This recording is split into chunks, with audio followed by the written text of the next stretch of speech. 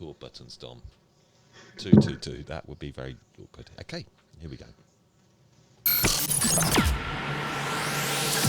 Welcome to How to Cut It in the Hairdressing Industry podcast. The show that gives you the insights, inspirations, and information to take your hairdressing and barbering careers to the next level. And here's your host, Dom Lehane.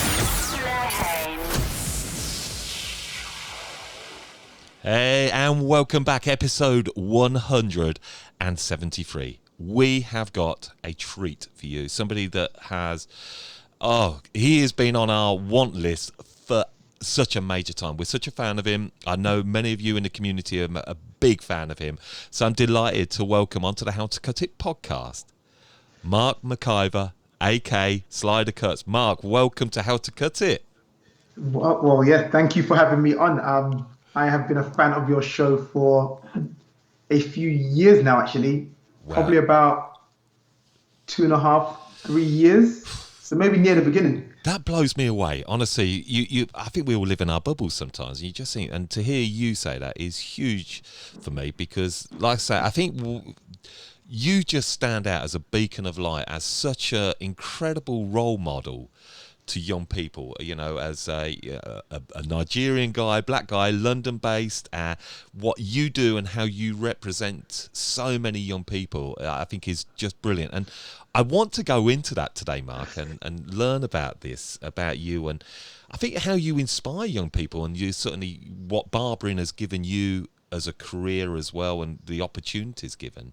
But first, I mean, I had to chuckle, and I'm chuckling away because what you guys don't see or hear is the setup that goes into this. And me and Mark have had about 45 minutes, hasn't it, Mark? It's been a lot of fun doing that. But it has been. It's been good. So first up, Mark, there'll be lots of us who know of you, but just give everybody a quick heads up on Mark and SliderCuts.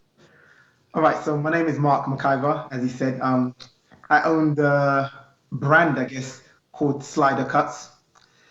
It is essentially a hair and beauty studio, but it stretches so far outside of that because I do public speaking, I do business lectures, I do masterclasses, I train people up, I do community schemes, you know, to help young people in the area, keep them off the streets and things like that. I'm an author, I've written a book, I've won a few awards in barbering and hairdressing as well as business awards. I've been nominated for different business awards as well, which I haven't won, some of them. Watch your space. Yeah, so that is me. I'm essentially, at its heart, someone who cuts hair, but I've used barbering to, you could say, fulfill some of the things I wanted to do when I was younger, like, you know, acting and performing and, you know, counseling and youth work, because these are all the different things I wanted to do as a child. And it's funny how life goes in a circle where, you know, I went into barbering and kind of thought that I, to some degree, left these things behind.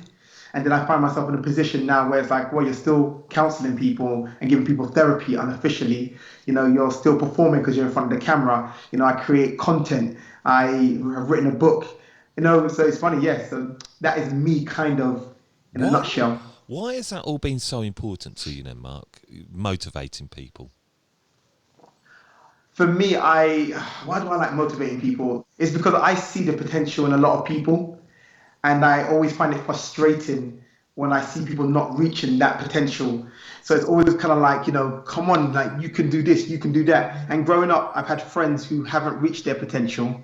And I was always kind of like, well, why don't you just start now? And they'd be like, oh, no, it's too late. I'm too old. And I look back now and it's like, you know, I had friends telling me they were too old at 19 to do things. And it's that like, is amazing because I've heard that as well. People, oh, I'm too old. And 19, 20, and they just think their life's just starting.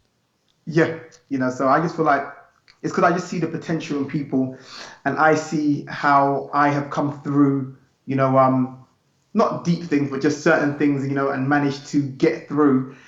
And a lot of times it's just been my determination and willingness to try and do that has got me through, not always being the smartest or the best.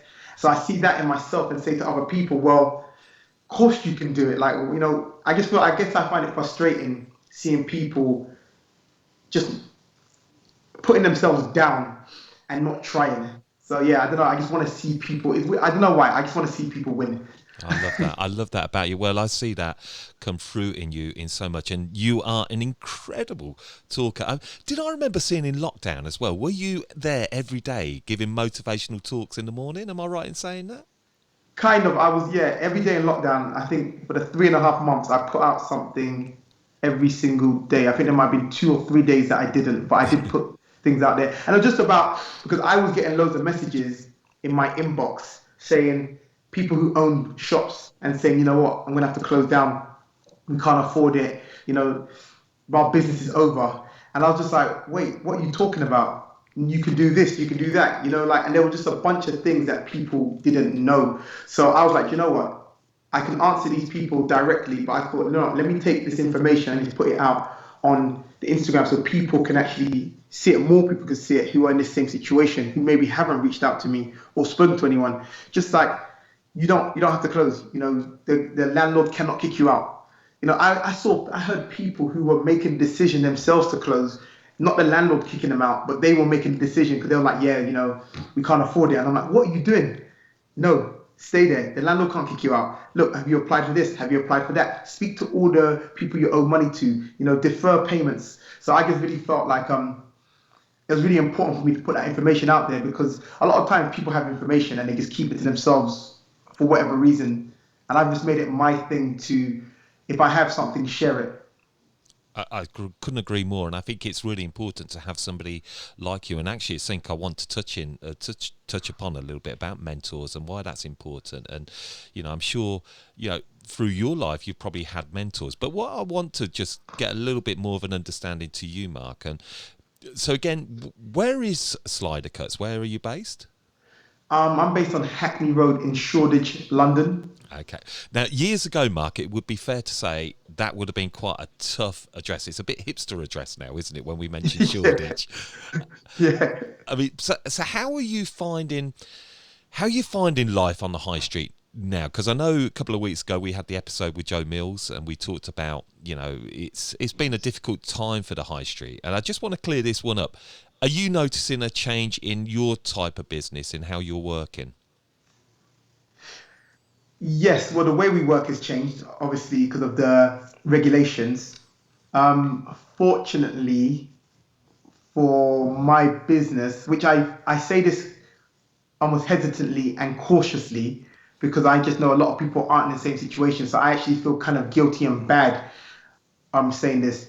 My business hasn't, it's not sorry, my business has been affected, but I have put things in play to counter that. And this is why I put out information all the time, because like in a time where, business is slowing down, or services especially, you might have to slow down your services because you've got all this in between stuff you have to do. This is the time for you to be like over promoting. I keep telling people, this is not the time to go quiet and to be hiding. This is the time to do more. So if you were putting out 10 videos a week, before lockdown, now you should be putting out 20. If you're spending £10 on promotions, now you should be spending 20. If you haven't used Google, Twitter, Facebook, or these other platforms, Instagram, then now's the time to say, maybe I need to start putting myself out there to reach as many people as possible. So for me, it's like technically you could say maybe I've been affected, but I haven't felt it because I've done things to fill where that gap might have come. No, absolutely perfect. And again, that sequence, there's so much I could talk to you about today. And I'm like thinking, right, I don't want to go too off direction here. But you have become such an influencer.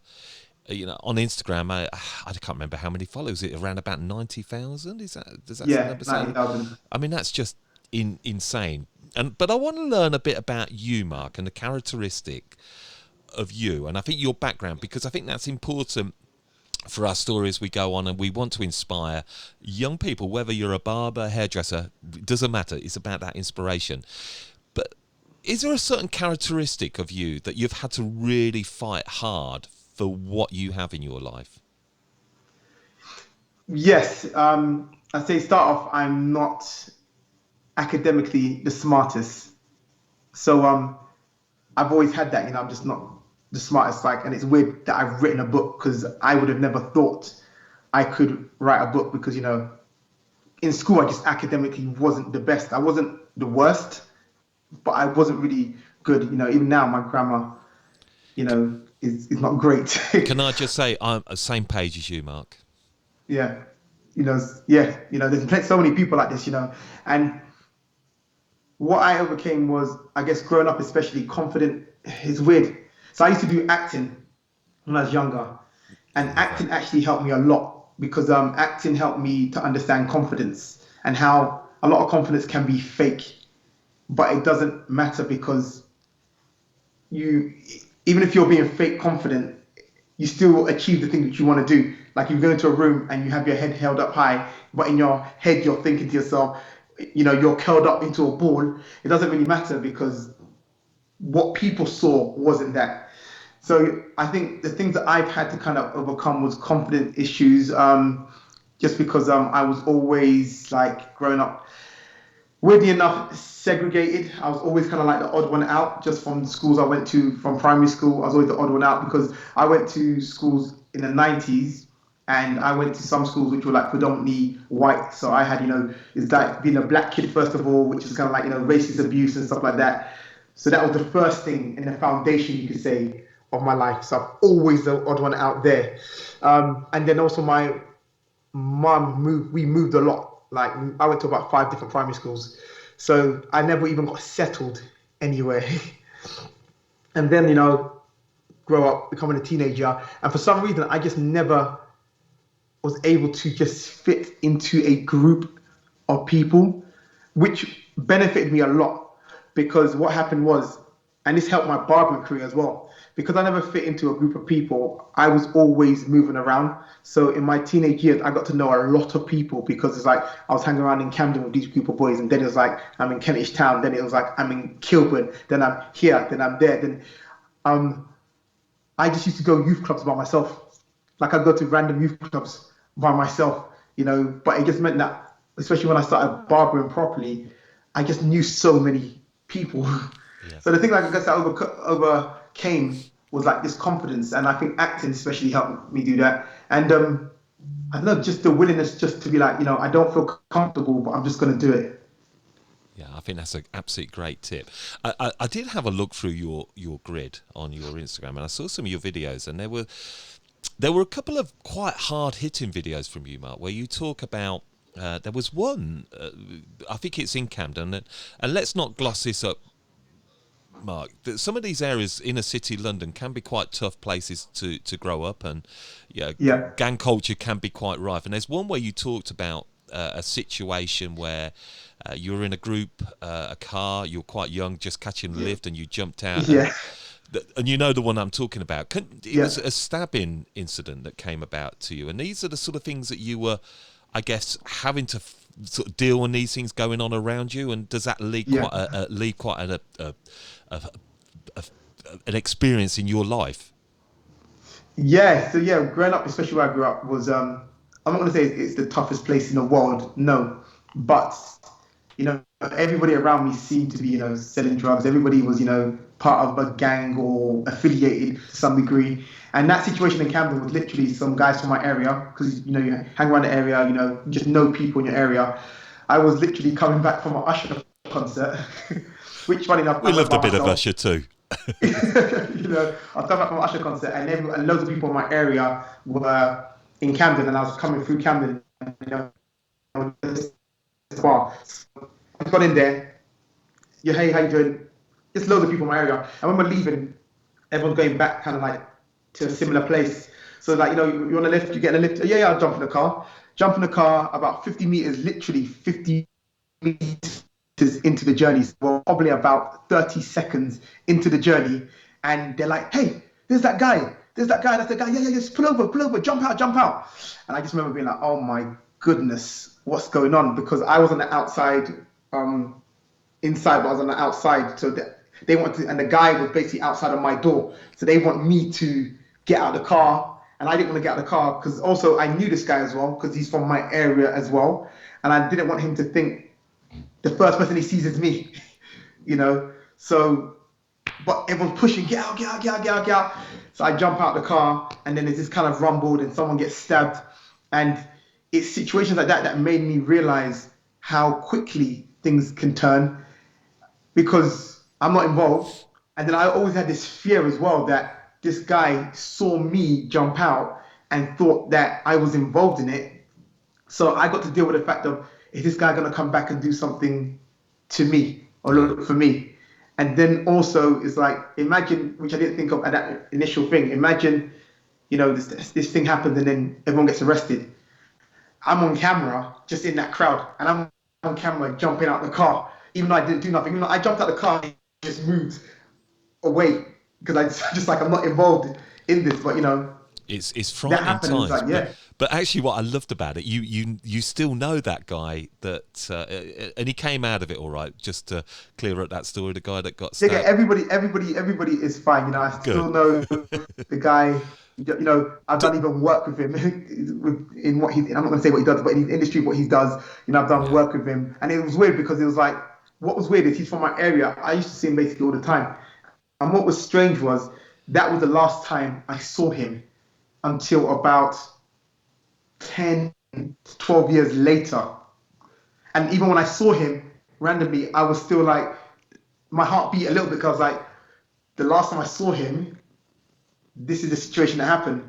But everything was all good and all cool. I don't think he even saw me because I think he was so focused because he had a problem with the other person in the car. I think he was so focused on that person, he didn't actually see anybody else. Yeah.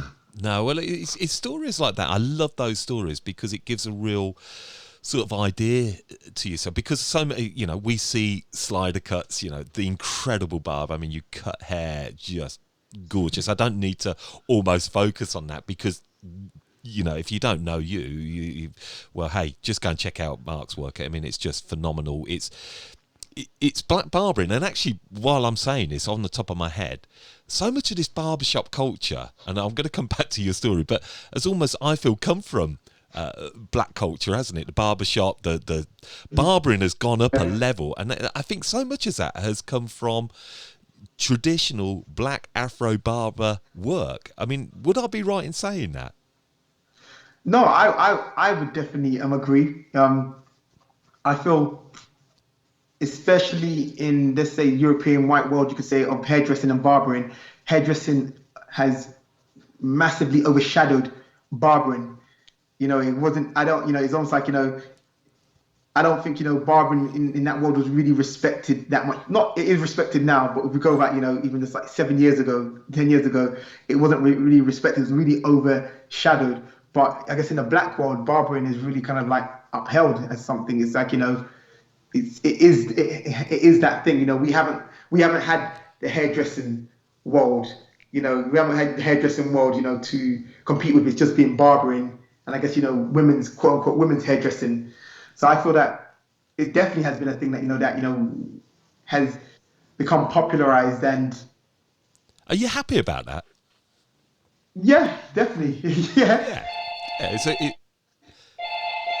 don't worry. Let me unplug it. Yeah, that's fine.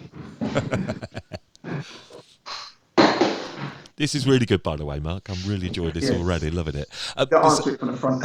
Yeah, so I was just saying, so you're happy about that, and that's great because I guess and I guess it's leading on again a little bit to sort of where I'm going to go with barbering, and because maybe so you entered into barbering what year? So I actually started cutting hair. What year would it have been? When I was 13, 14. So I think it was like 2002. Right. But Barbering wasn't really. You what? Sorry. I started by cutting my own hair. Oh, right. And that was your first introduction into that. Why did you start cutting your own hair? Because loads of children or kids in my school had fades and lines and shape-ups, and I couldn't afford to go to the barbershop, so I was getting home haircuts, which were like all one, like when my older brothers cut my hair, it was like all one level, but it was like an afro all one level, so it looked like I didn't have a haircut. Right. And when my mum cut my hair, it was kind of like she just took it all off, like your style right now. If only mine was out of choice. yeah. So I was just like, I want a good hairstyle. And I used to always be fascinated by hair because I used to always look at hairstyles on TV and be like, when I get older and I finally go to a barbershop, I'm going to get that haircut or this haircut. And I just got fed up with not having a haircut. So I said, you know what, I'm going to try it myself. So I picked up the clippers and then it went massively wrong.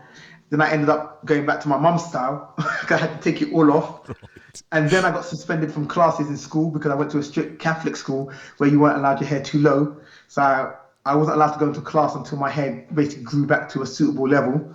So I was working from like the deputy head's office. So it just really went from worse to worse. But I still couldn't afford to go to the barbershop, so I continued cutting my hair and trying, and I just slowly got better.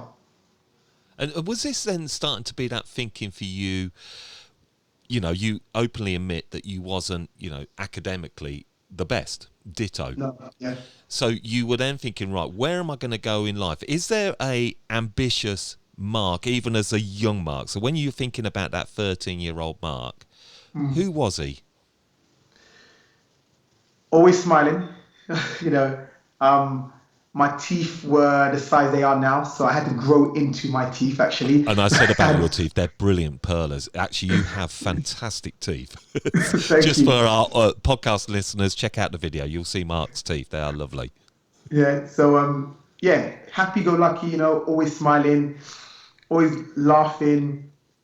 I guess just wanted to do stuff. Like I've always been someone who's always wanted to occupy my time. So in school, I joined every club possible. Football, I was in the B team, basketball team, cricket team, choir, drama club.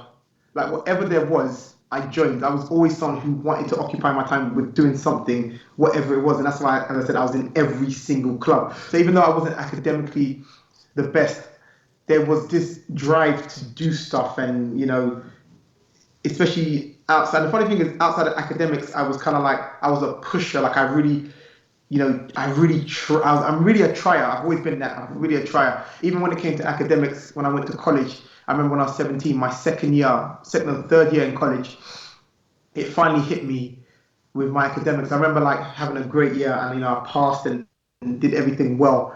But that was the first time I ever stopped and said to myself, let me just try. Because I'd try in every other area of my life, but I kind of just wrote myself off, when it came to academics, that it's just like, I'm kind of not good. But I remember just being like, just trying and just like started reading, doing work early.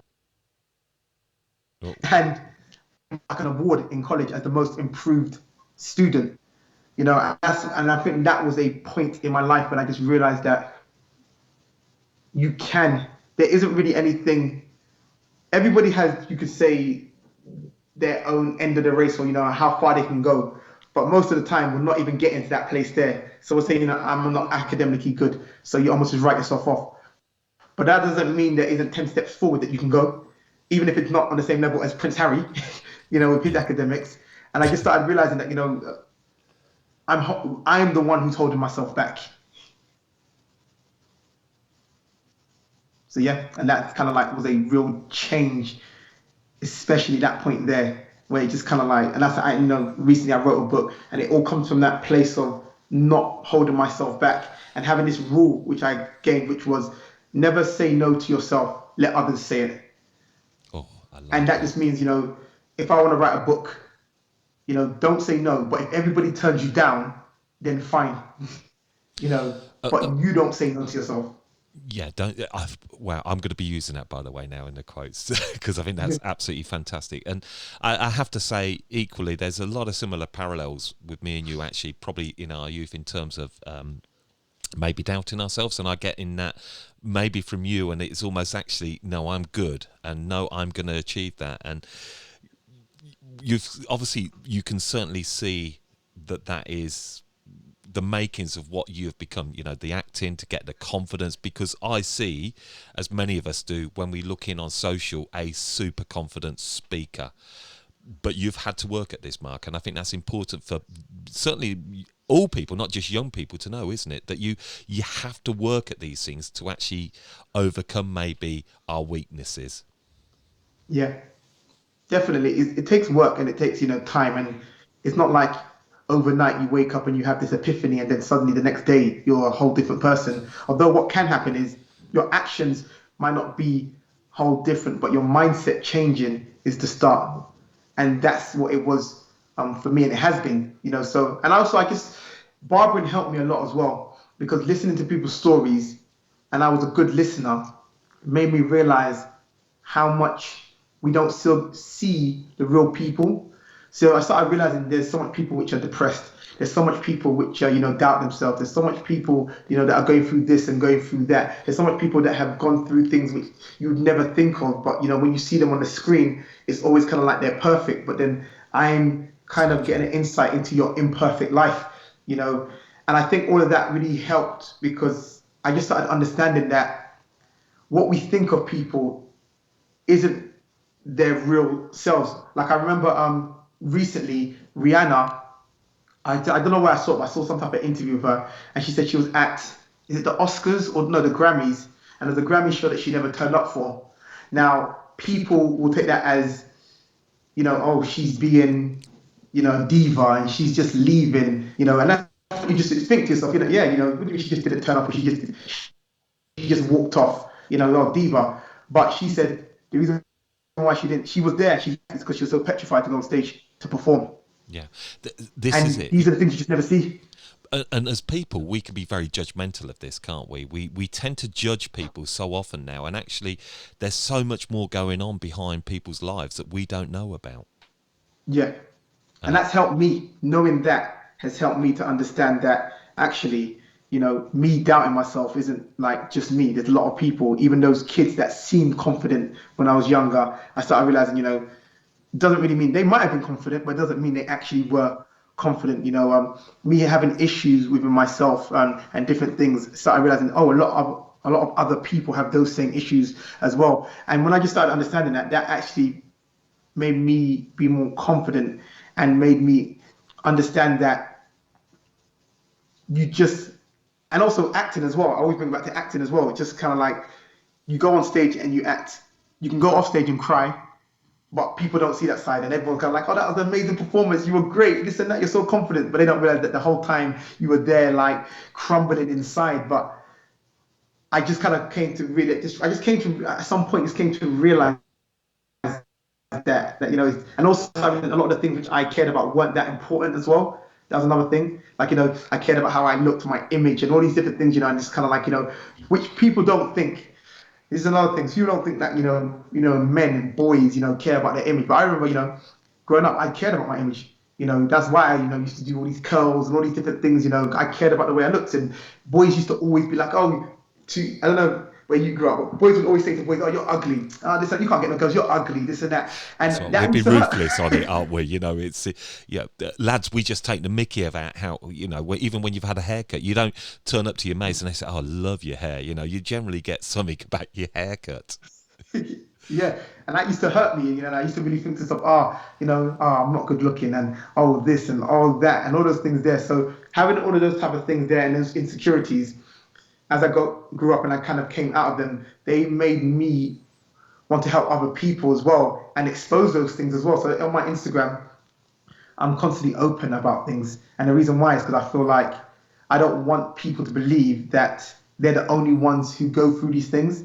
And there's actually a major thing that made me like that, actually. I've been married now it's about 11 years ago. So, about 11 years ago, I had two friends. I just got with my wife now, and I used to be more kind of like private about my real personal life.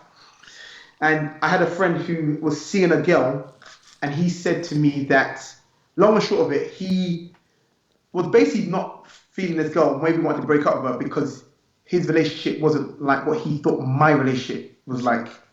He's like, I need to be with a girl, you get along with, and you're not arguing, like you and LaQuena. And then I had another friend at a similar time who said a similar thing to me, like, I need to find a relationship like yours. But I remember at this time, me and my wife were arguing so much, and I just thought, this is sad because he might end up breaking up with his girl off an image that isn't actually even real, because I'm trying to keep my private life private. Don't air out your dirty laundry, which to some degree I still hear, but that made me change. That moment with those two friends made me say, I can't hide my life because people would judge themselves of what they think of my life. So it's important that I don't try and uphold this perfect image that me and my wife are just perfect. And, we don't argue. We're just kind of like, you can't separate us. And, because people who might look up to me, whether they're friends or not, might believe that same thing. And do you know what? I'm loving what you're sharing there, Mark. And I'll tell you why I'm loving what you're sharing, because it actually, that runs so similar to so many of the problems of social now, because it's almost the same things there. Because I know exactly what you mean. You look at this couple that are leading this so-called wonderful, beautiful life, where actually behind the scenes it's a car crash. But actually, that's similar to social. We all portray a wonderful, beautiful. We never show ourselves in our bad side, our gutty tummy, everything's six pack, and social is so guilty of this. Are you worried by what we see on social? Do you feel that is a problem and that's creating this even more? Definitely, social media is a great tool if it's used right, but it can be a horrible tool because now I'm hearing about cases of more depression in children. The cases have gone up, and it's harder for young people, I think, especially because when we were growing up before social media, we used to compare ourselves definitely to other people, but we compared ourselves to people in real life. So one is kind of like, if someone in your area's got new trainers, you were comparing yourself to that guy in your area, first of all, that's got new trainers who you have seen, who you have actually interacted with, and you could actually touch one, right? So when you're seeing him, you can also see the bad sides of him, one. And also, it's kind of like, it's only that person. But then I realized with social media, now they're comparing themselves to millions of other people who are the same age as them. And that's making them feel more inadequate because it's kind of like, that guy, which everyone's talking about in the area, who's got new trainers. Oh, great, there's a couple guys in the area with new trainers. But imagine being young now and seeing, 10,000 people with new trainers and the Yeezys or whatever it is the latest trainers are, and then you're comparing yourself, being like, well, what am I doing in my life? And you've got this bigger crowd, this bigger social crowd. Like, it's definitely what it is. It's social, which is great, but then it means that you're competing with so many other people, and I think that's where it becomes really difficult. And also the fact that now you choose to put out what you want to put out. At least when we were hanging around with people more and we're just seeing people in our area, they could put on a front when they're out there, but they couldn't choose to edit anything. If you fell over, you fell over. We saw that. You can't re-record it. Absolutely. And that's what I think is difficult now. People can edit everything. Yeah, and we make everything seem perfect. And, actually at the start we were saying, we should be recording this because people don't see all the bits that go on behind the scenes. Everybody just sees perfect, and nothing's perfect. But I'm sorry, I probably didn't really prepare you in some of these questions, but this is why I love these interviews with wonderful people with you, because they're so lovely to talk about, and it gets me excited about different conversations and things bubble into my head as I'm talking to you, and that's because I'm really engaged in what you're saying. And one of the big things that you're just talking about, and you talk about the insecurities that we see on social, and you're comparing yourself to people, but everything comes back down to one thing here, Mark, and you touched upon it right at the start, confidence. Really, this is, and it almost seems to me now that society is lacking confidence, and hence I grew up in the clubbing generation. I went clubbing. I saw the effects of drugs on a regular basis, but everything was false. And by false, I mean in drugs. Everybody was having the feeling of love, and through ecstasy, and and then Coke come along, and Coke has become massive because it gives confidence, which is everything. It just seems to me that isn't this almost a problem with our society now? Is that we are just lacking confidence? Yeah, definitely. And confidence is fake, because even if you use drugs to get confidence, it's still not a real, quote unquote, a real thing. It's, you've used this substance, and that's where I kind of like I'm not gonna act like, oh, that's where I defeated lack of confidence, but that's kind of where I kind of, you could say, overcame it, which was just knowing that. So, example, if you get drunk, right, you can always blame it on the alcohol, and be like, oh, I was doing that, you do the thing like, you want to do maybe, and you can just, if it goes wrong, you can just say, oh, what, sorry, I was drunk, it's the alcohol that made me do it. But I just kind of think, well, you still done those things, right? And I just kind of came to just realizing just the fragility around these concepts of, people doing this to get confidence, or, take drugs and you can do it. And, if you just take a bit of alcohol, you can just act like you're doing it. And I just kind of thought, just do the things you want to do, and but this is it's easier said than done. I think it's easier said than done, right? Definitely, it's 100% easier said than done. I just came to realize that a lot of us, that's what it was. I just came to realize that a lot of us were struggling with exactly the same thing. And that's what it was. We are all struggling with the same thing. So even the most confident people, some of them might just be generally confident, but even some of the most confident people are struggling with insecurities. And I said that's where, listening and, the barber chair helps so much as well, where people tell you your things. And even when I was younger, I used to be someone people used to tell things to, so I've heard some horrific stories, like just horrific stories, just from,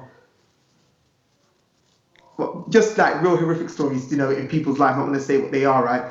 So I think being someone who people could talk to made me just realize that not everyone's in that situation, but just made me realize how much we are all the same.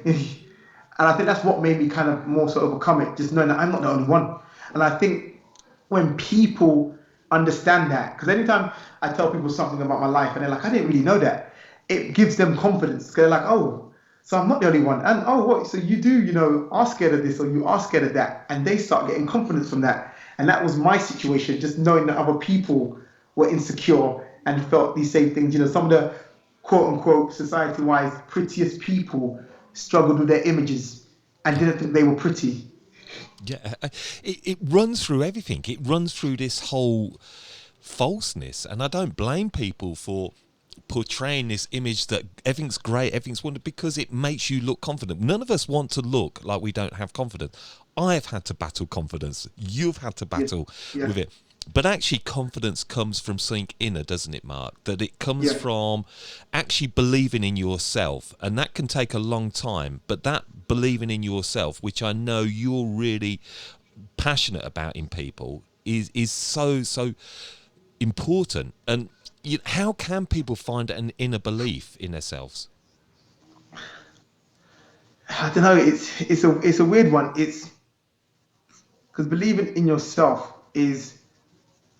So for me, it's you have to marry it with also logic as well. So believing in yourself doesn't mean that once you get suddenly you're going to be the king, or you're going to actually succeed. And this is like something I'm always clear with people about. Believing in yourself, right, and believing will get the best out of you. But that doesn't particularly mean that the best out of you is better than the person next to you. Me believing in myself doesn't mean I'm going to beat Usain Bolt in a race.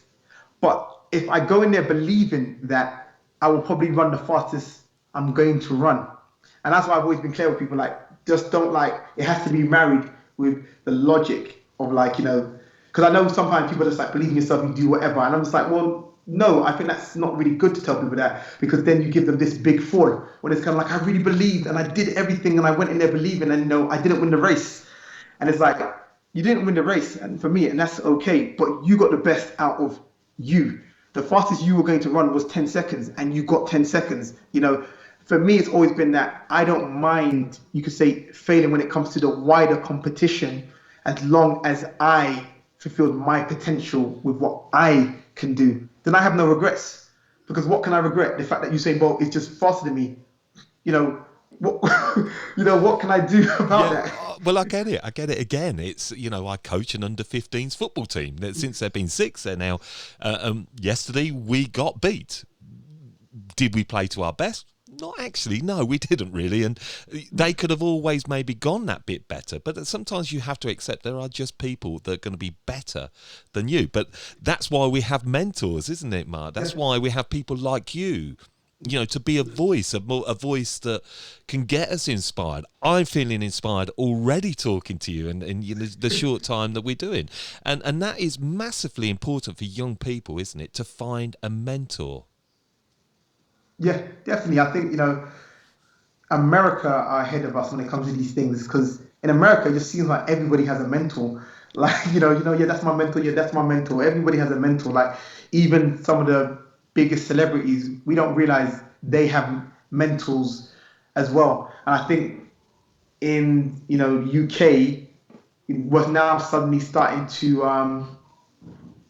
come into that same thing of like mentoring because, I mentor a few people, some businesses, some people, young people, and even me. I never really had a mentor, but the thing which I had that was good was I used life and everybody as my mentor. So I would listen to podcasts and I'd hear things what people were saying, and they wouldn't be realizing it, but they're mentoring and teaching me. I would follow people on YouTube or Instagram or Facebook or whatever it is, right? And I'll be listening to their talks and I'll be hearing what they're doing. My customers, so many of them, they don't realize they've mentored me because I remember the other day, like Tiny Temper was on some interview on One Extra, and he's talking about kind of slightly how he got introduced to this other artist called Notes, because I knew Notes from when he was younger because he used to come to the barber shop, and I used to basically talk to both of them. And he was talking about he used to enjoy getting haircuts from me because we used to talk about things. He used to ask me things that nobody else would ask me, like about business and like the back end, because these are things that I cared about. Because for me, I didn't really care that much about the song you put out there, or the clothing you're now wearing, or you now being number one. I've always cared about what was the process to get to there. So the questions I'd ask him would just be like, I just ask him questions like, what would happen if if your career just stopped now? Like, could you carry on living? Like, what would you be doing? Like, and he might be like, well, I've got this set up and I've got that set up, and I'll be like, oh, how did you set that up? Why did you set that up? And he wouldn't realize with the answers he's giving me, he's mentoring me just because I'm caring about the process of how you actually got there. And there's loads of customers like that, whether, it's any of my successful, especially clients, and it's not only like the celebrity ones, the multi-millionaire ones. We're talking about people, someone who's just running a cafe. I'd be like, how you doing that? Where are you getting the supplies from? Like, what happens with the food when at the end of the day? What do you do with it? Because I've always cared about that. So these people didn't realize it, but they all play a part in mentoring me. Yeah, I love that. What a great piece there you've just shared, because it's an inquisitive part, which is so important, isn't it? Because that's what mentors give you. They're not coaching you, but they're people that you admire, aren't they, Mark? And everybody has that sort of process. And like you say, when you've got customers sat there, they are what you just said, being mentors. Actually, that's a really good question. I love that question. What you just asked there, when you asked about, what if it all failed? What would you do? What would you do if it all failed? If this all just stopped for some reason, the barbering just stopped. Yeah. I would potentially go into marketing and events planning. I also like it's weird. So I own another property. I own a property that I rent out. So, money comes in from that. I'd probably go into more property and buying properties and renting out properties. I'll do more of that. Invest more time into my wife's career. She's a freelance artist, and she's quite successful in those realms there. So I'd invest more time into that. Spend more time with my children. While pushing my wife. I'd probably go into public speaking as well, coaching. So these are the type of things which I would go into. If Do you think you will go into happen. those even alongside? Because you are naturally going that route, aren't you, Mark? In terms of public speaking, mentorship. Does sometimes, because barbering has given you probably a life that maybe you couldn't see, and I think that's really important for you to actually share what barbering has given you. Barbering has given me a lot. It's what barbering has given me, which is funny, is as I said, as a child, I wanted to be an actor. Then I was an MC. I wanted to be an MC. That's where the name Slider came from. That was my MC name. Thank you for answering that now. That was my MC name. I wanted to be an MC. I wanted to be a performer. I wanted to do things within performing. And then also, when I was like 16, 17, I got involved in like my youth club. Even though I wasn't a worker there, but I got involved in doing a lot of youth work with the younger people, like the 13-year-olds and the 12-year-olds and maybe the 11-year-olds, planning projects and events. And I really just got involved in all of these things here. Then, you think life hits you, then you feel like you leave all of these things behind and you think, you're entering the real world now. Now, do something more kind of serious in a sense, or more like, you just sometimes you get to the world, your dreams and your hopes is just kind of like, okay, I kind of got to put that aside now and do something that actually makes money in a sense. And, long and short, I went past that, then I'm doing barbering now, and I feel like I've left all of these things behind, the counseling, the therapy, the youth work, the performing. To me, it's kind of like that life is my previous life. And barbering gave me all of those things back, those things I actually wanted to do. That's the first thing it gave me. Barbering also had made me money. Obviously, a lot of people, it made me money to be able to live, and eat, drink, have shelter, the basic necessities, as well as, luxury things, to be able to, I don't drive at the moment, but, buy a car or go on holiday and do all of those things there. But it also has given me an insight into people. Like barbering has given me a real insight into people, and it's given me a platform that allows me now to help people. Because essentially when I was growing up, I've always wanted to help people. That's why I want to be a youth worker. That's why I want to be a counselor, because I wanted to help people. And barbering has now allowed me and put me in a position where I can now actually help people. And that is through giving people jobs. I've got like 16 to 20 employees. People wouldn't understand or think, where are all of these people? But I employ so many different people. So that's one, I'm helping people. I get to talk to people. I get to mentor people now. I help businesses. People, come to me, they talk about businesses, and, I love it when, I give some people advice and then they come back and say, that really helped. And I'm like, how did it help? And like, my business has gone up. Now, I'm doing more sales, I'm doing more of this, and this is not stuff which I'm out there online being like, hey guys, I'm mentoring this person, that person. I don't talk about it because it's not, that's not the point of it. It's not about, but me being able to put these numbers out there and say, look, what's happened? Look what I'm doing here. Look at I help this person, I help that person. But I genuinely really just want to help people. And essentially, barbering has allowed me to be able to live and at the same time help people. Oh, wow.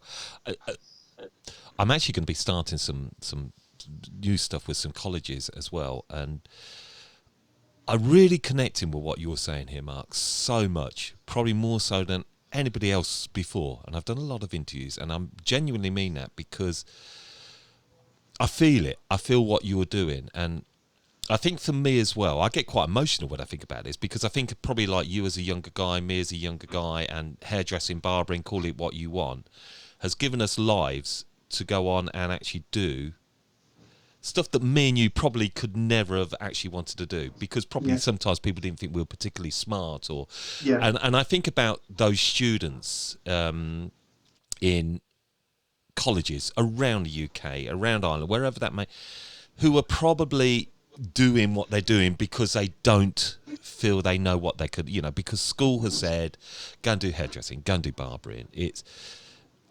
But it's really important that they hear you say that. Because I'm just thinking of that young girl who's probably got a really difficult life somewhere, young lad, and they're probably just say, oh, it's boring. But it's really important that it can be tough, can't it? Hairdressing, barbering, long hours, hard work, intensive, mentally engaging. But the opportunities, what it can give you, really can be something very, very special. Yeah, definitely. And that's why, and even from coming from a working class background, which I'm making an assumption you probably maybe did as well, I feel like barbering gave me a way out, which is another thing I never said. It gave me a way out because it's weird. It gave me that way out, and that's why I'm so caught up on the idea of it's not like I'm saying that, only people from working class backgrounds should become hairdressers and barbers, but I love this job so much because it's a job that you don't need to be academically the best. You don't need to have money. Like, if you get a clipper, 'cause that's our son, just one clipper, which costs like £15 or £20, something like that. And it's allowed me to create this path. So, even when like people are talking about, barber needs to be regulated, which I understand. The worry which I've said about regulating barbering is I feel that if you regulate it and then you make it some type of course and you make it some type of, especially if it's something you have to pay for, I think it alienates people like me and where I've come from, because it means that someone like me just can't pick up the clippers and, start this career, because that's how it got me out. I picked up the clippers, then suddenly I'm cutting my little cousin who lives with me, then my brother, then some people in my area I'm cutting, and I'm not regulated. I'm not licensed. I'm not even making any money from it. I'm just cutting. And then, there's a point, I started charging, and it's like, oh, I'm charging £3 for haircuts. And, now, I was that poor kid who now can, from, the £3 he's making, go and buy a drink in the shop, and I just feel like, as much as I understand it being regulated and I'm not like against that, I just almost feel like I want it to be done in a way where those kids who are coming from these type of backgrounds, it doesn't alienate them. I don't want it to just go to the children who, come from the two-parent household. I'm not saying that you don't have no problem if you come from a two-parent household, but two-parent household, loving parents, fully involved in your life. They've got money, they're pumping it into your life, they're investing, all those things there, right? I just don't want it to go to those type of people. Not that they can't do it, but it's almost like I just see it as a job. It's a way out for those who don't see any other way out. Because what happens often in people who come from my community is they sell drugs. They go into robberies. They go into some type of fraudulent activities because they don't see any other way. And I'm like, barbering, but it's one way that I've seen a lot of people, or a lot of barbering is something I've seen people go into, which might have gone into that world. So it's weird. I just really don't want it to lose that thing. No, and I love that take on what you've just given there, because I hear so often, and again, I go back to Joe Mills' episode 171, and we talk about regulation and why it needs to be registered. But I love that counter argument actually that you've just put there, and it's something that I haven't really thought about. And I agree in what you were saying, but actually that leads me on to something that I have got in my notes about training. And training is really important because you've got to be good at what you're doing. And what's your thoughts on training, Mark? Because it almost sounds like to me you were self-trained, really, in terms of getting the clippers. Is that something you still believe in? To be a barber, you should go and be self-trained? Well, I feel that you can be self-trained, right? But I think there's a lot more means that you don't need to just kind of like do it the way I did it. Like I look at all the barbers which I kind of train up, and I'm like, in 1 year you've done my first 6 years in 1 year because you've actually had training, or even maybe my first 7-8 years or something like that. So I think training is great because if I was trained up, I would have got a lot better as a barber a lot quicker, because the first 4 years of my career, the first year or two of my career, you could say, I didn't even step into a barbershop. I didn't know what I was doing. I remember the first time I stepped into a barbershop with my friend when he was getting his haircut, and I saw them doing the fade and putting the line in and then fading it out. And I was like, oh, I was sitting there like, oh my goodness, that's how you do it.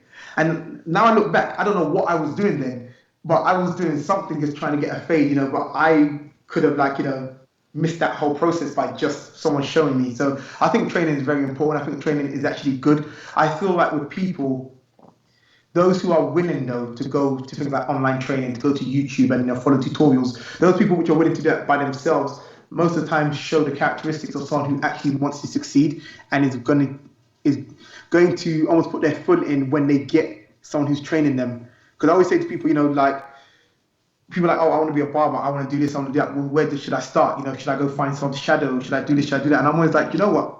Yes, but don't wait on any of those things. Go on YouTube right now. Follow tutorials. They're free. As long as you've got internet connection, just go onto YouTube.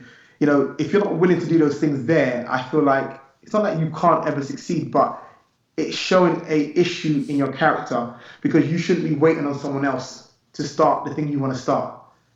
You should just start where you can, and so training is very important. And training will speed up your process, and training will, you can create great barbers and hairdressers through training. That's a question then again, and I'm going to keep on this actually a bit, because it is interesting to me, because barber shops and some barbering has had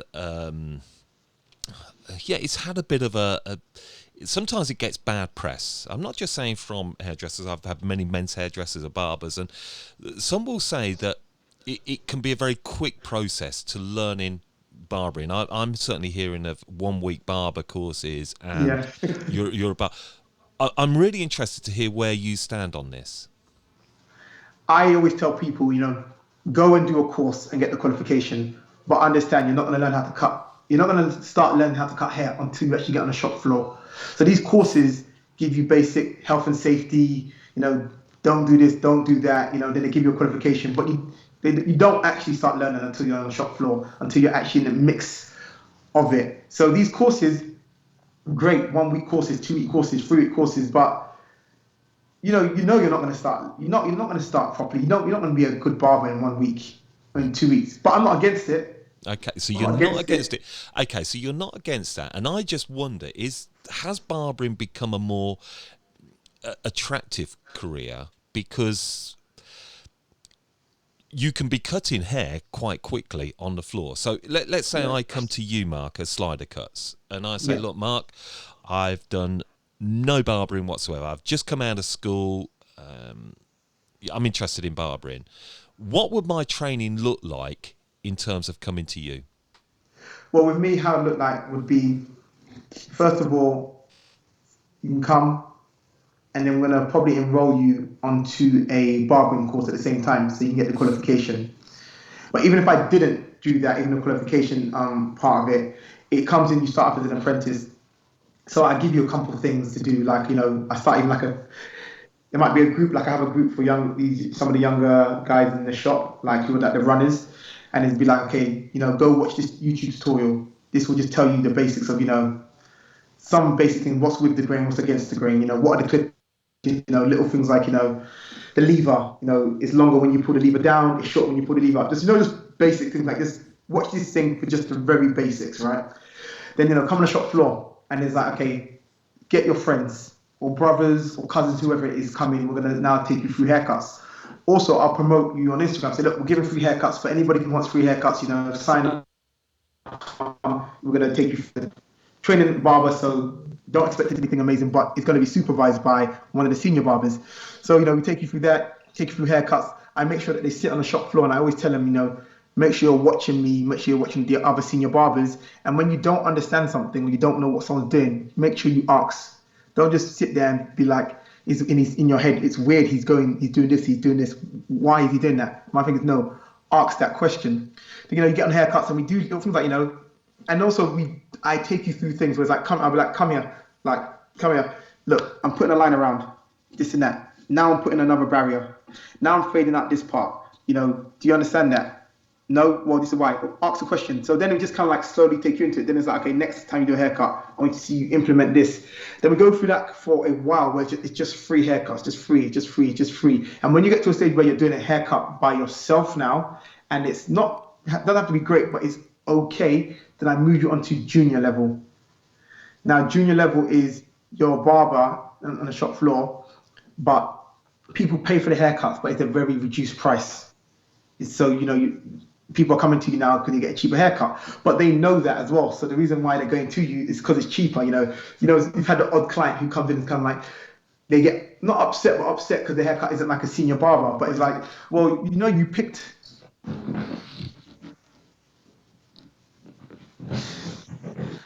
And I'm like, well, you picked a junior barber, you got the cheaper price, you know what you're doing, but you're complaining that it doesn't look like a senior barber. That's the reason why we've made it. On the website, when you go to book it, it says their name, and right next to it says Dijon Junior Barber.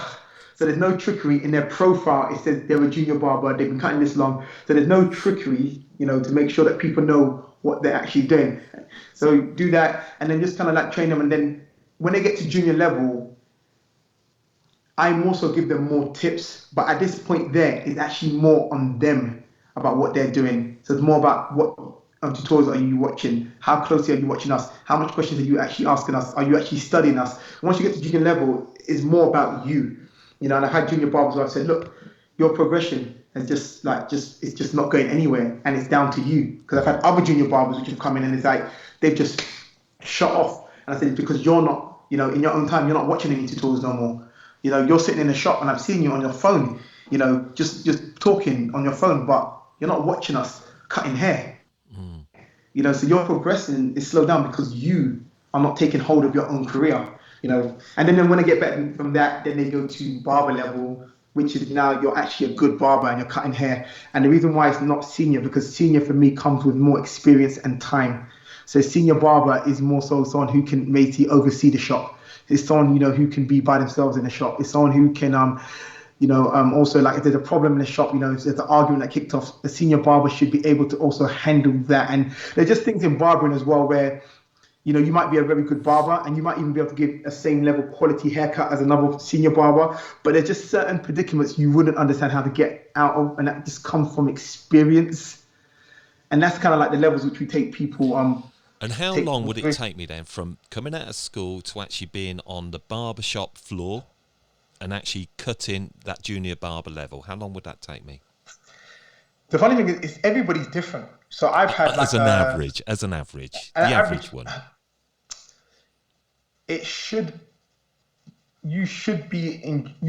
like you should definitely be within junior level. If you're doing it full time as well, you should definitely be in junior level 6 to 12 months. Yeah. Okay. You should, if you are actually doing what you're supposed to do, 6 to 12 months, you should be on junior level. And in that time, as an apprentice, you kind of call it a runner? Is that the word that you used, a runner? No. So basically, apprentice will do some of the things the runners do, basically, which will be like, if you need to get us food, go get us food, sweep up, take out the bins. But the juniors do that as well, to be honest, if they're not busy working. Is that across the board in barber shops in general, Mark? I mean, this is what you do. Would you say that is a consistent practice in most barber shops? And I'm talking barbering here. Yeah. This isn't actually across the board. This is just something I've just created. And when I mean created, I'm not saying like I made this up. Like I've looked at what people are doing. I looked at the hairdressing world. I've looked at just everybody else and seen different industries in the way they do things, and that's where I kind of created this scheme from. This isn't actually something which I've learned from another barber. Another barbershop. It's more so you probably would say hairdressing. They've had this a lot from a long time ago, with the levels. But I just kind of thought, how does that work in my world, in the world of barbering, which I'm in, and the demographic I'm dealing with. How can I make this actually work? So even like an apprentice level, I'll pay you. It's not. I'm not saying it's a crazy amount of money, but it's because I always think it's always important to put money in people's pocket. I feel like when you're helping people out, it's all good. But when you've got the pressures of everything else around them and where the areas I'm coming from, it's always easy to get drawn into that. So I feel like it's always important you put money in people's pockets so that it's kind of like, okay, you can afford to buy fish and chips if you want to, and also occupy their time. That's why I try and get people in here as much as possible so that the spare time which they have, they're in here and I can mentor them and keep them away from everything else.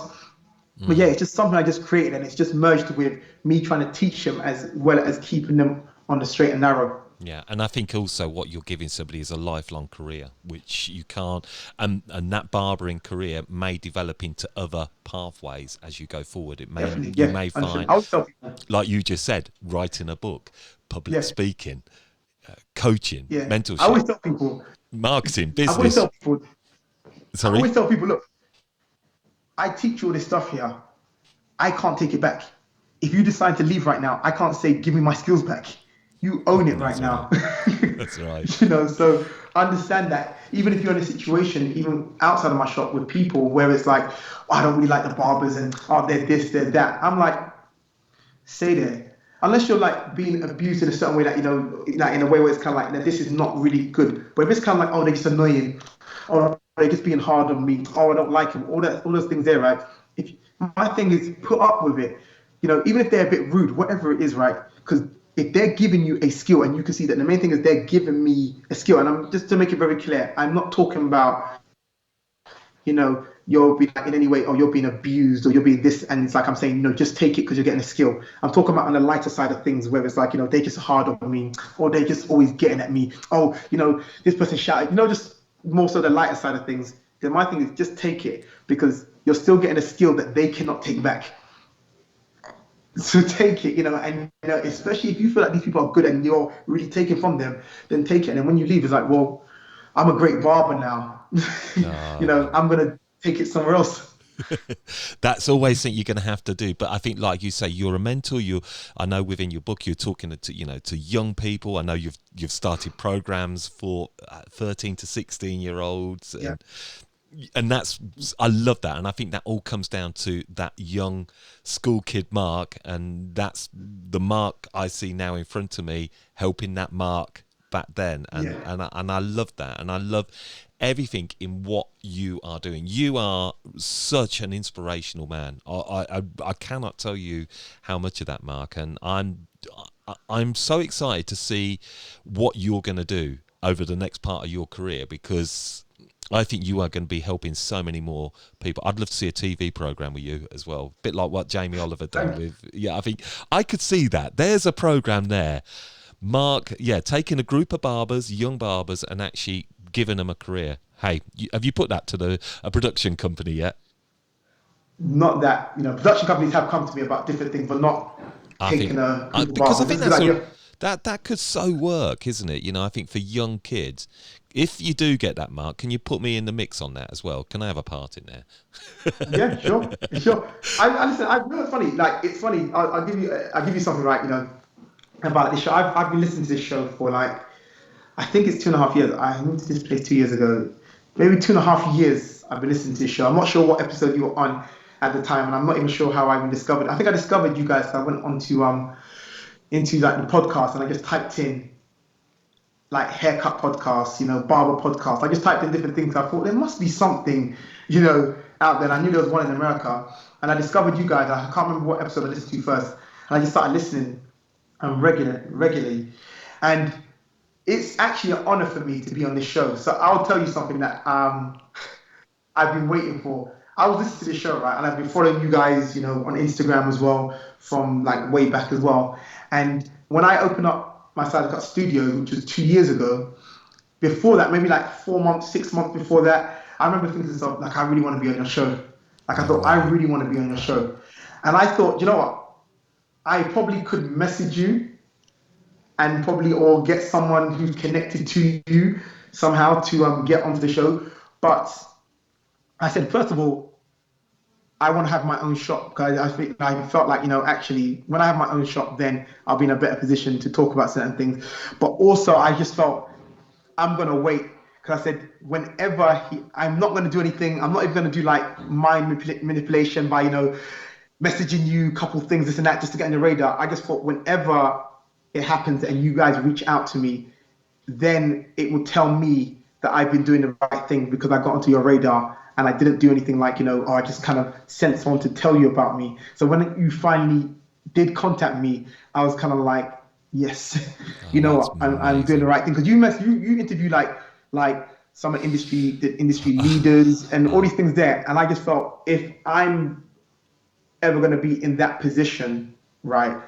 And I'll tell you something, Mark, and this is something probably I'm going to reveal to everybody. I get lots of people get in touch, and sometimes they have something that I feel, but I only reach out to people that are really top drawer, or they've got something there. And you came onto my radar exactly for that reason. You came onto my radar because I was seeing what you were doing. I was hearing amazing things about you.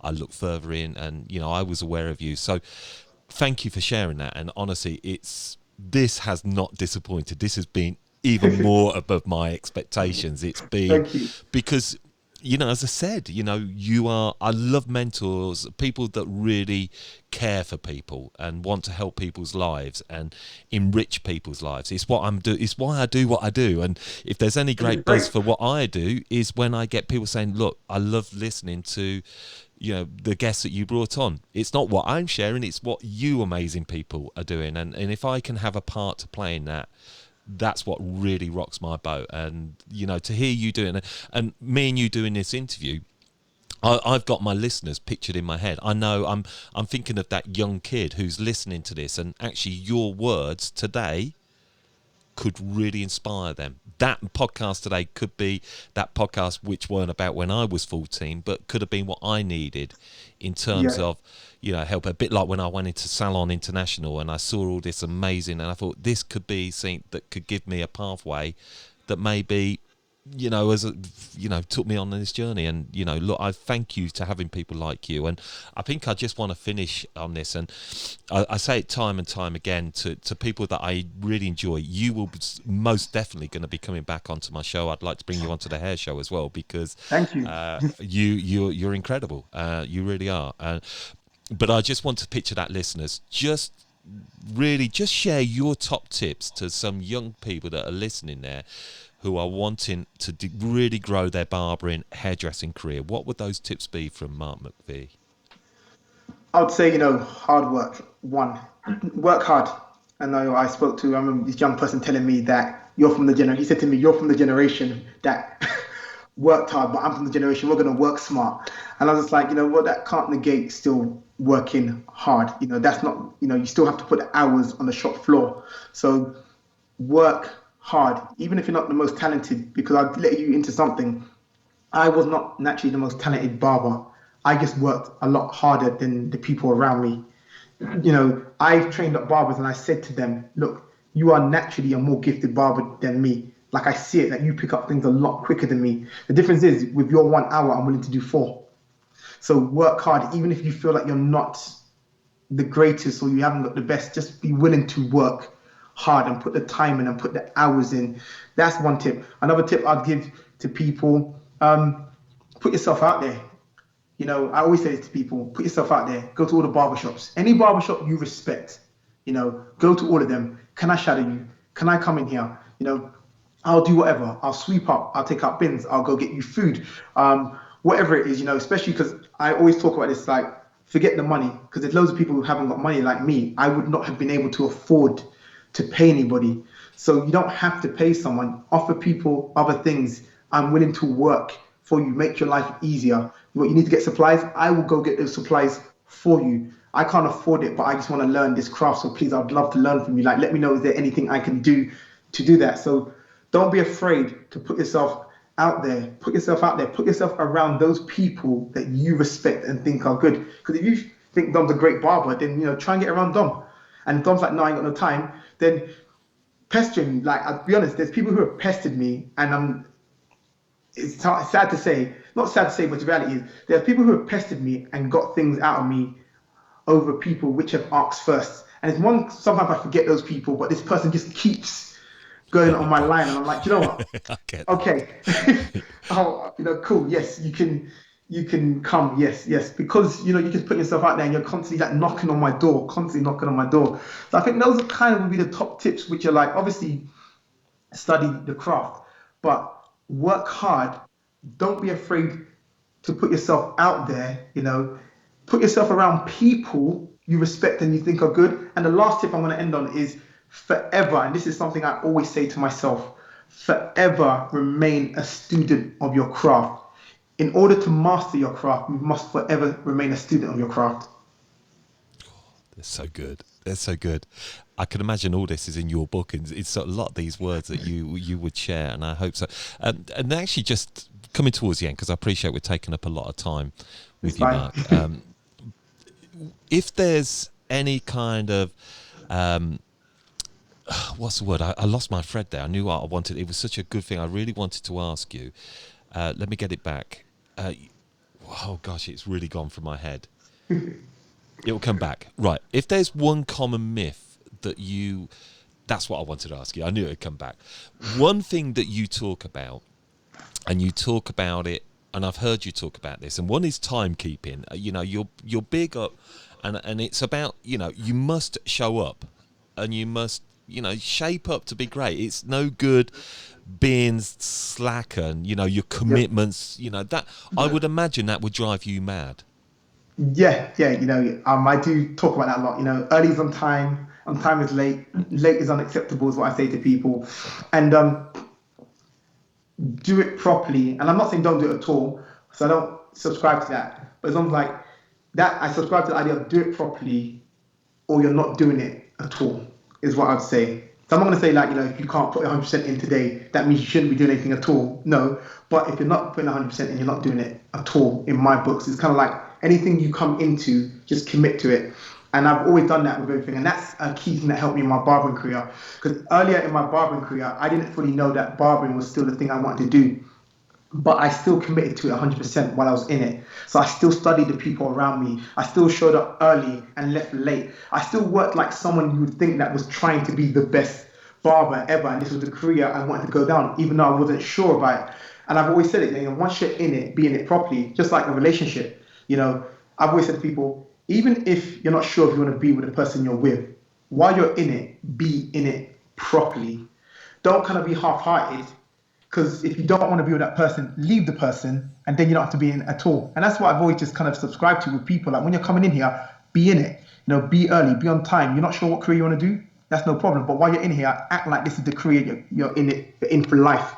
So that is that kind of like mentality. So if you treat life like that, it means that you'll never have no regrets, because if you're doing the podcast and which you do 100%, you put 100% into it, your equipment, you know, your sound, your lighting, your setup, you know. If you start it off and you're just kind of like, oh, I'm just gonna, you know, just use my phone, and, you know, I don't know this and that, you know, I don't really care about, I don't know this is gonna blow up, then you're doing yourself a disjustice. And then suddenly, when you feel like I want to do podcasts properly, everyone's gone past you because they've been using the right equipment, you know. And then you might be a barber at the same time, or a cleaner, and all these different things. I'm just like, whatever you're in, just do it properly because you're in it. Amen to that, mate. Honestly, I could not agree more. You know, it's just, you've got to engage yourself in it, and I agree with that. I must admit, like this podcast and digital world, yes, I'm a hairdresser still, but this is my work. But I put myself into it now, and if I can improve it, I will. And you've got to be consistent, haven't you, Mark? That this isn't something that you just go at and, you know, and then next week I'm a little bit bored of it. You've got to keep at this, and, you know, you've got to go through a bit the pain threshold, a bit like the marathon, haven't you? You know, it's something that's important. And you're consistent, and that's the thing which I give like full respect to. You are consistent, and people don't see the side of the process, and I talk about that in my book as well. The process is where all the work happens.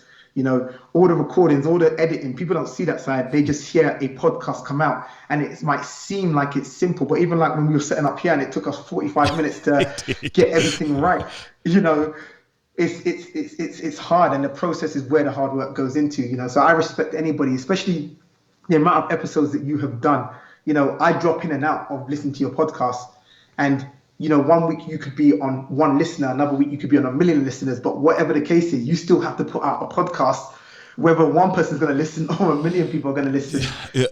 Man, I tell you, you've got it, absolutely. You know, you just have to do it. And, you know, there are times where I feel, oh, have I got the energy to do this? You know, everything is in-house. It's, you know, I don't set it off to people, and it's a bit like you know, I would imagine you're very in control of your brand, and, you know, you know how you want, and yes, you have people that help it, but you're particular, you know how you want it. But I always say, and I'm sure when you talk and give motivational talks, you have to just plant that seed, and you've got to wait for it to grow as well. And it is a journey. It isn't just think that, you know, Mark Maciver, I always get the names Maciver. I told you I'm terrible. That Mark will just, you know, it's just going to happen. This has been a long journey for you, Mark, isn't it? You haven't just ended up with 90,000, you know, followers on Instagram and motivating. This has been a long journey.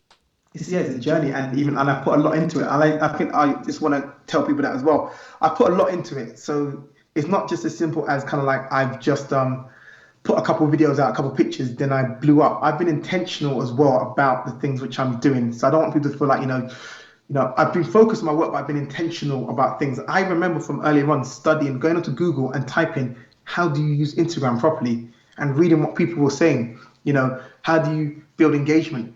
I subscribe to channels on YouTube where they talk about, engagement and the algorithm and all these things, because I'm keeping on top of that. And I'm not also just getting followers for the sake of just getting followers. I've also got a purpose as to what I want followers for. So I remember there was this time where it's on my Instagram still somewhere, where I was just getting all these fake followers, fake followers, fake followers. And I remember I put a video saying, look, I keep getting all these fake followers. I don't know if somebody is trying to gift them to me or they think they're doing me a favor, but please stop. Because I don't want it, and I had to go onto YouTube, like, I keep getting fake followers. What do I do to stop the fake followers? And I put it out there, just like, what do I do? People help me. And people say, put your stuff on private for a while, this and that. I did that, came back, you're still going. Then I put it on private again. Then it just stopped, right? But I remember saying, guys, seriously, if you're doing me a favor, because I saw already these things that sometimes people say companies will give it to you, then they'll approach you and say, look, we've got you these followers, we can get you more. Yeah. But so I don't want fake followers. I want real people, because I've got a message that I want real people to actually listen to. So it's not just about numbers. If they're valued numbers, then great. But I've been intentional basically about the things I'm doing with my growth. I've done strategies as well. In growing the business, I've been intentional. Even after lockdown, it's kind of like, okay, cool. If business is going to quiet down, what do we do? Okay, let's up this, let's up that. I'm talking to my staff. We need to put more work out there. Okay, you know what? Promoting on Google, promoting here. Okay, let's put more money behind that. So where it might look like, okay, he's lucky, because this is what people say to me. Even my staff members say it to me. They'll be like, oh, but your slider cut, so it's not the same. And it's like, then that means that you should be doing more than me.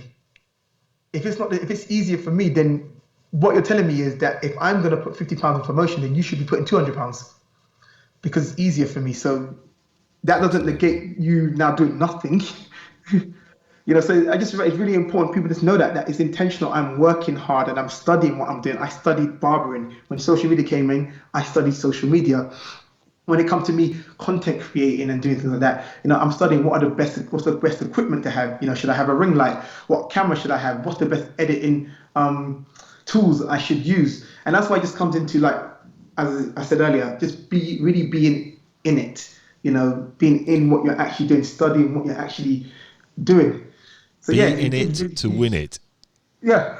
Mark, you are honestly one of my favourite guests at all time, because man, honestly, it's just, you tick all my boxes on this, and I've just been so engaged, and I haven't even looked at these questions in front. I have it all right down here, and I haven't even looked at them. So we'll do that for the next time you come on. And so before I go into the next show, before I go into the last 5 questions, which I want to give you, where can our listeners find out more on you online and your book? Okay, if you go to SliderCuts.com, which is just SLIDERCUTS, I've got a website. It's got all my information from the website. You can buy the book there. It's got all my social media handles through there. Bio, everything, my training. I do training. You go to jobs and training, you go to that page, everything's there.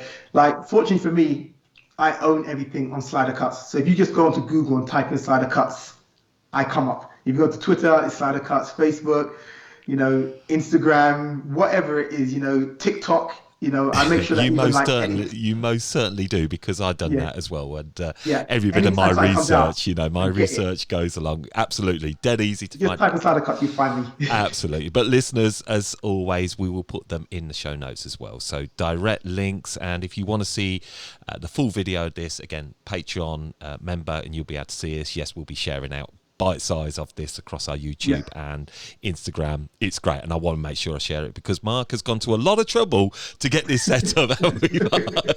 We're having we're real giggles at the start. So, like always, Mark, we're to an absolutely top interview. I just want to have our last 5 questions to you, so make sure we bring these up. So question 1, so quite short and punchy. I always like these to be. So, one word that best defines you as a barber. Driven. Why would you best recommend a career in barbering?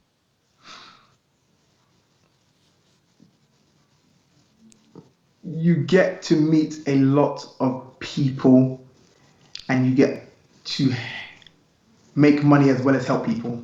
Perfect. You travel back in time to a 16-year-old Mark. What advice would you give him? Keep going the direction you're going in. It will be lonely and you'll be upset quite a bit, but you're on the right track. Which new hair industry star do you highly rate? Um, um, there's, some, there's someone and I can't remember her name. Obviously, there's my younger barbers. Shout out to my younger barbers, but let's not be biased. Go on, be biased, mention them. there's, you know, no, actually, do you know what? Actually, no. I got to be honest. I'm gonna give two people. One, there's this young female barber. She's like 14 years old. I can't remember her name.